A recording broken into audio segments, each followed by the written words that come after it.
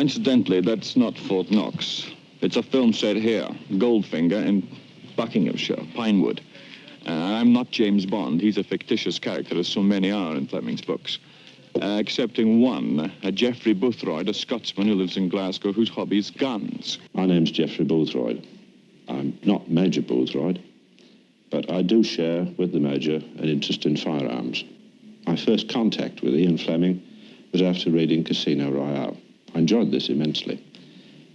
So much so that certain inaccuracies in the book made me write to Fleming and say that I didn't think Bond was going to last very long if he used a 2.5 Beretta pistol, which is a lady's gun and not a very nice lady at that, and used his chamois leather holster. Now, this is the gun Boothroyd objected to. The real Boothroyd, that is. Bond's favorite Beretta. Bond was using the shoulder holster at the time. But his favorite holster was chamois leather, because, you see, it didn't spoil the line of the jacket. There's all sorts of different kinds of holsters. They're all made of stout leather, and there's nothing soft or flabby about them, as one would have with a chamois leather holster. A soft holster is liable to get caught. People who carry guns will find that most authors prefer the gun to be carried in a shoulder holster.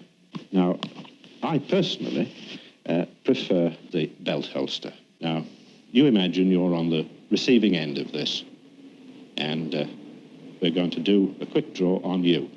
Ready? One of the most spectacular weapons that we've probably seen in recent years was the Armalite rifle that Bond used in the film From Russia with Love.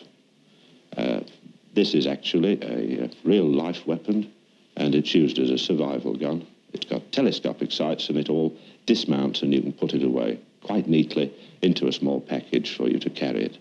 The man behind the gun's got to be really with it. He's got to be trained and in practice. Now, we'll go and have a look at this setup I've got over here. This is an old drawer, in the middle of which are two matches. I'm going to try and light these two matches by shooting at them from the other end of the room.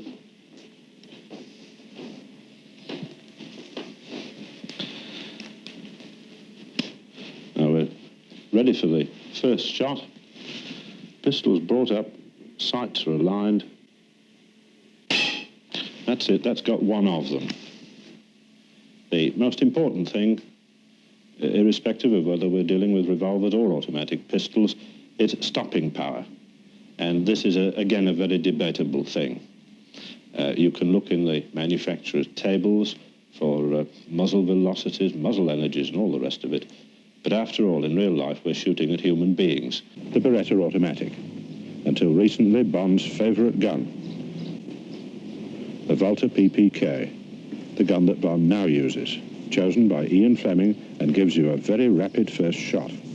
And that's the one that counts. Here's my favorite, the 44 Ruger Magnum, a man-sized gun, but with this length of barrel, too big to hide under an agent's coat. Let's see what the guns will do. First, the Beretta. Not much damage, a small, clean hole. Now for the Walter. Heavier caliber, it should have more stopping power.